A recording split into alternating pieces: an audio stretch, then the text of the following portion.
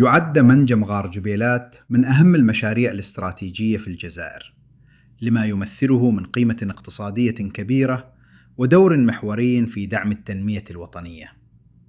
يقع هذا المنجم الضخم في جنوب غرب البلاد، ويعتبر من أكبر مناجم الحديد في العالم من حيث حجم الاحتياطي، إذ يحتوي على مليارات الأطنان من خام الحديد، ما يجعله ثروة طبيعية حقيقية يمكن أن تساهم بشكل فعال في بناء اقتصاد جزائري قوي ومتنوع. إن استغلال غار جبيلات يسمح للجزائر بالاعتماد على مواردها الذاتية في توفير المادة الأولية الضرورية للصناعات الثقيلة، خاصة صناعة الحديد والصلب، الأمر الذي يخفف من فاتورة الاستيراد ويعزز السيادة الاقتصادية الوطنية. كما يساهم هذا المشروع في دعم الصناعة الوطنية من خلال توفير خام الحديد للمصانع الجزائرية، ما يساعد على تطوير قطاعات حيوية مثل البناء والأشغال العمومية وصناعة الآلات، ويشجع على إنشاء صناعات تحويلية مرتبطة بالمناجم، وهو ما يخلق قيمة مضافة حقيقية داخل البلاد. وإلى جانب ذلك يلعب غار جبيلات دورا مهما في خلق فرص العمل،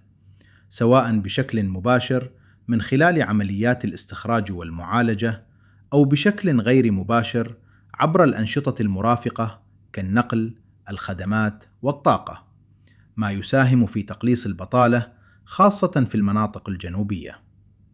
ومن جهة أخرى يعد استغلال غار جبيلات عاملا أساسيا في تنمية الجنوب الجزائري، حيث يتطلب تطوير البنية التحتية من طرق وسكك حديدية وشبكات كهرباء ومياه،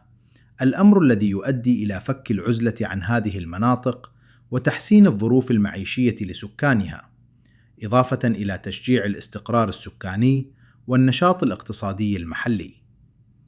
كما يساهم المشروع في زيادة مداخيل الدولة من خلال تصدير خام الحديد أو المنتجات المصنعة، وجذب الاستثمارات الوطنية والأجنبية، مما يدعم سياسة تنويع الاقتصاد وتقليل الاعتماد على قطاع المحروقات. وفي الختام، فإن منجم غار جبيلات لا يمثل مجرد مشروع منجمي فحسب، بل يعد ركيزة استراتيجية لتحقيق التنمية الاقتصادية والاجتماعية في الجزائر، ووسيلة فعالة لاستغلال الثروات الطبيعية بطريقة عقلانية تخدم الأجيال الحالية والمستقبلية، وتعزز مكانة الجزائر الاقتصادية على المستويين الإقليمي والدولي.